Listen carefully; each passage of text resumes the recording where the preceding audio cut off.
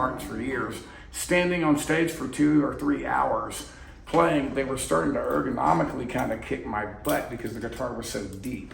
And so I started getting all the old guitar player stuff, you know, weirdness, numbness in my hands. And then if I eliminated the depth, I found it way more comfortable to play. And with the pickup, it didn't make any difference anyway. Come to find out, these things, even without a pickup, sound great. I was always a rosewood and spruce top guy. But I always liked plainer guitars. So, my favorite Martin style has always been 21 style.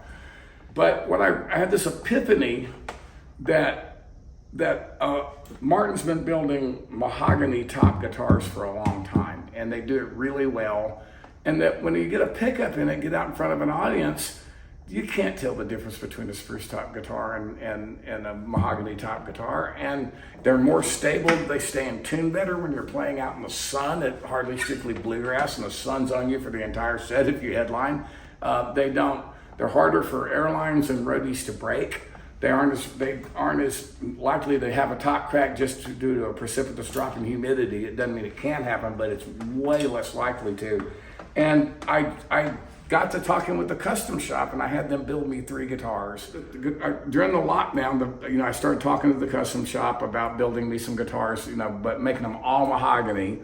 And they did that for me, and they were actually, I think the first things they built after they reopened the custom shop to let them back in the factory, I got them delivered just about as things opened up to tour. I toured with them for 3 years. I didn't even ask for these split diamond markers. I thought it would have white dots. The custom shop did that, and they did them in abalone. And when we were looking at my guitar before George and I started talking to Martin about these guitars, he suggested going to white pearl because it would pop out better than the abalone. See, abalone gets lost in that rosewood like that, and this looks way better. I've used the Fishman Aura system for years and years, and these have an image of this guitar built into them in an Aura pickup system. I also like the idea that they're built, the whole preamp system's back here, which means there's no wires running under the top, all the way to the front. It just goes to right here to these 2 controls, and that's it.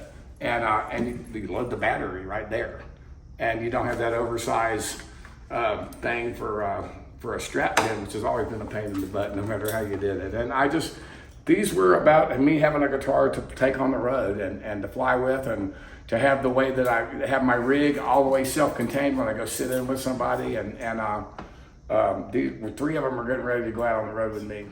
Talk to me sonically when you're playing that, even acoustically. What do you like about the guitar? Well, I played 4 of these now.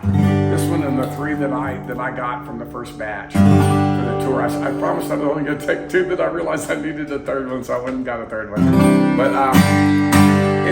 it's deeper than the prototypes were, and I don't know how to explain that. But they're really, really consistent, and I think Martin is making, I think, as good a guitars as they've ever made, and it's comfortable. I could use it for anything, but it's designed to be a road guitar, and I wanted something that more people could afford that was associated with me. So, it came together. I couldn't be happier with the way that it turned out. I do that sometimes.